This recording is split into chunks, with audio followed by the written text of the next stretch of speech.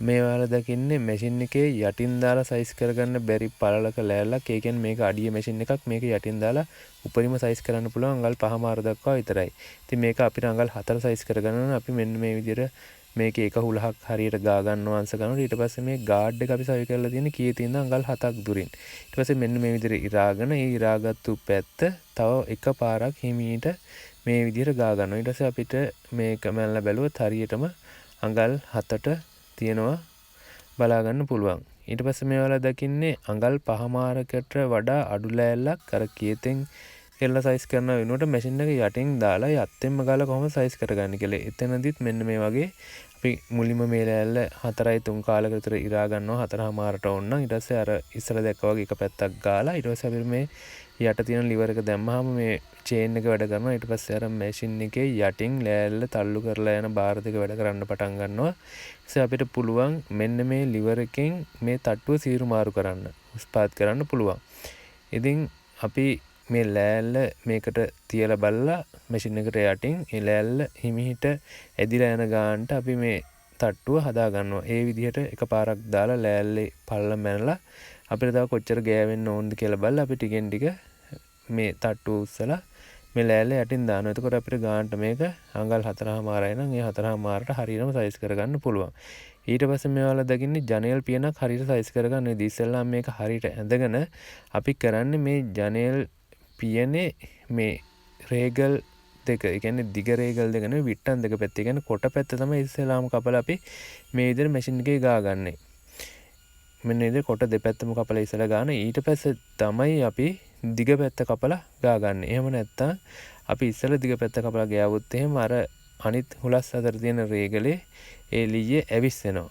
එහෙම නැති වෙන මෙන්න මේ විදිහට තමයි කොට පැත්ත දෙක කපලා ගාලා ඊට පස්සේ දිග පැත්ත දෙක ගාන්නේ. දැන් මේ ඔයාලා දකින්නේ මේ බහුකාර්ය යන්ත්‍රයෙන් කොහොමද අපි කුඩුම්බියක් විදගන්නේ කියලා. ඒ කියන්නේ උළුවස්සක් වදනකොට අපි උළුවව කඳ සිදුරු කරගන්න කොහොමද කියන එක තමයි ඔයාලා මේ දකින්නේ. මේ විදිහට මේ කොටස ඇඩ්ජස්ට් කරගන්න පුළුවන්.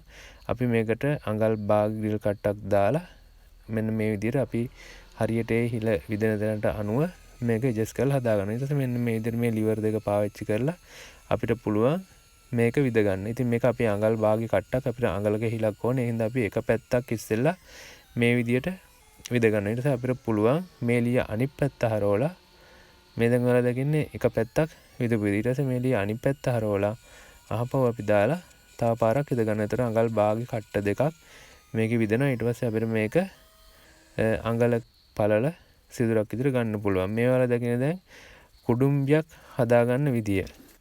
මෙතෙන්දී අපි අත් කීතෙන් කපන්න ඕනේ දෙපැත්ත කපලා ඊට පස්සේ මේ මැෂින් එකේ ගාඩ් එක ගලවලා මෙන්න මේ වගේ කොටසක් තියෙන ඒක සවි කර ගන්නවා. ඊට අපිට පුළුවන් මෙන්න මැෂින් එකේ කීතෙන් අර කුඩුම්බිය මෙන්න මේ විදියට හරියට ඉරා ගන්න.